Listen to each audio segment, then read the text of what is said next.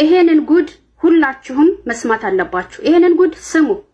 እቺ ልጅ 13 አመት አረብ ሀገር ሰርታለች። አረብ ሀገር ላይ 13 አመት ሙሉ ሰርታለች። በተለይ ባሎቻችሁን ጥላችሁ አረብ ሀገር የምትመጡ ብራችሁን ለባሎቻችሁ የምትልኩ አምነዋለሁ፣ ነገ ያገባኛል፣ ልጆች አሉኝ፣ የልጆቼ አባት ነው፣ ፍቅረኛዬ ነው፣ ያገባኛል ብላችሁ የምታስቡ ሁላ ማለት ነው ከዚች ልጅ ልትማሩ ይገባል።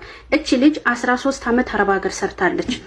ልጅነቷ፣ ወጣትነቷ፣ ጉልበቷ፣ ጤናዋ በሰው ሀገር ላይ መስዋዕት አድርጋለች። ለቤተሰቦቿ ስትለፋ ስትደክም አብሽር አለው ከጎናችሁ ነኝ በሚያስፈልጋቸው ነገር ሁሌ ከጎናቸው የነበረች ምስኪን እህታችን ከ13 አመት በኋላ ወደ ኢትዮጵያ ስትሄድ የሰራችበትን ንብረቷ፣ ብርዋ፣ ቤተሰቦቿ ዜሮ አድርጎታል። ምንም ነገር የለም። አረብ ሀገር የሰራችበትን ብሯ በሙሉ ባዶ፣ ምንም ነገር የለም። ይሄ ደላላ ወይም ደግሞ ፍቅረኛ ተባዩ ወደ አረብ ሀገር ከመምጣቷ በፊት ታውቋለች። አረብ ሀገርም የላካት እሱ ነው። ከሄደች በኋላ ወይም ከመሄዷ በፊት ከሱ ጋር የሆነ ነገር አላቸው። እሱም ባለ ትዳር ነው፣ ሚስቱም እዚህ አረብ ሀገር ነው ያለችው። ከዛ በኋላ እቺ ልጅ ወደ አረብ ሀገር ቤተሰቦቿ ብሯ እንዳለ ሲያጠፉት በድጋሚ ቪዛ ልካ ወደ አረብ ሀገር ለመምጣት ቪዛ ጀመረች። ከዛ ይሄ ደላላ ወይም ፍቅረኛ ተባዩ ምን ይላታል? የሚገዛ መሬት ይፈልጋሉ ሁለቱም። እቺ እህታችን ባላት ብር በቀራት ብር ከደላላው ጋር ወይም ከፍቅረኛዋ ጋር ሆነው የሚሸጥ መሬት አለ ተብሎ ይገዛል፣ መሬት ማለት ነው። ልክ በብሩ ተከፍሎ ይመስለኛል ካለቀ በኋላ ምን ይላታል? ቤት ሳይሰራ ስም መዞር አይቻልም አላት። ይሄ ደላላው ፍቅረኛው ማለት ነው። እሷ ወደ አረብ ሀገር ልትመጣ ነው፣ ፕሮሰስ ላይ ነው ቪዛዋ። ከዛ በኋላ ቤት ሳይሰራበት መሬቱ ስም ማዞር አይቻልም።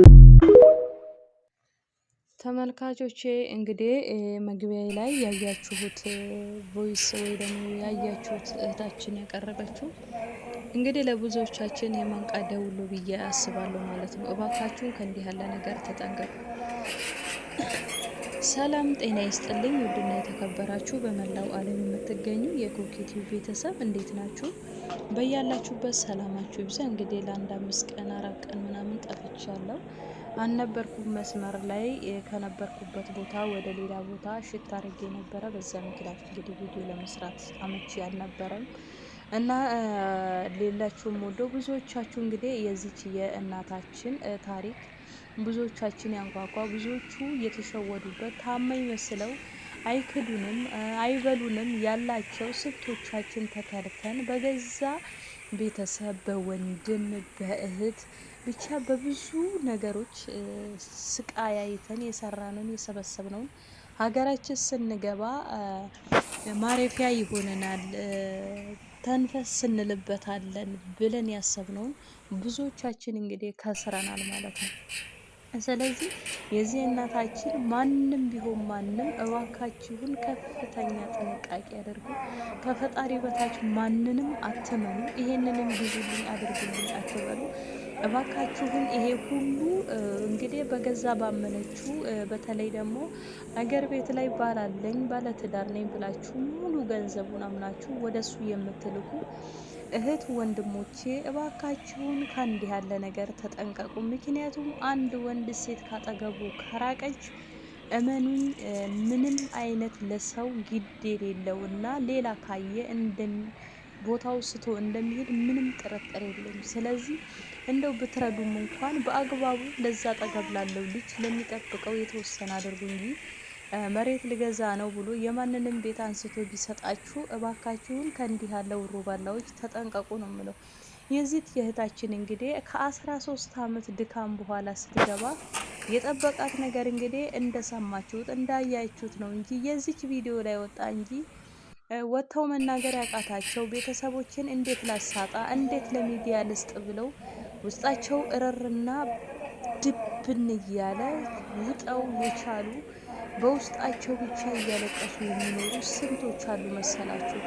ስለዚህ ውድ ሀገሬ ልጆች በተለይ ስደት ላይ ያለ ነው ከእንዲህ ያለ ነገር ተጠንቀቁ። በቃ ምንም ማንም ምንም ይበል የዚች እህታችን ታሪክ ለሁላችንም ሊያስተምር። ከዚህ በፊት ታስታውሳላችሁ ለ18 አመት ለፍታ ሰርታ ስትገባ የገዛ እናቷ የገዛ ወንድሟ አናቅሽም ብለው ማረፊያ እንኳን እስክታጣ እየተቸገረች የመጨረሻ አቋሟ ራሷን ማጥፋት እንደሆነ። ስለዚህ እግዚአብሔር ከእንዲህ ያለ አሳዛኝ ነገር ይጠብቀን። ራሳችንን እየጠበቀን በሰላም ሰርተን እንድንገባ ፈጣሪ እርዳን። በተለይ አዳዲሶች ለምትመጡ ረጅም አሁን ላይ ብዙዎቹ ነቅተዋል። እውነት ለመናገር በእርግጥ ከሀገር ጋር እንደሚመጡ ደግሞ ከሀገር ስትወጡ ወዳጅ ይበዛል። ፍቅር በቃ የሚደውልላችሁ ብዙ ነው ወዳጃችሁ።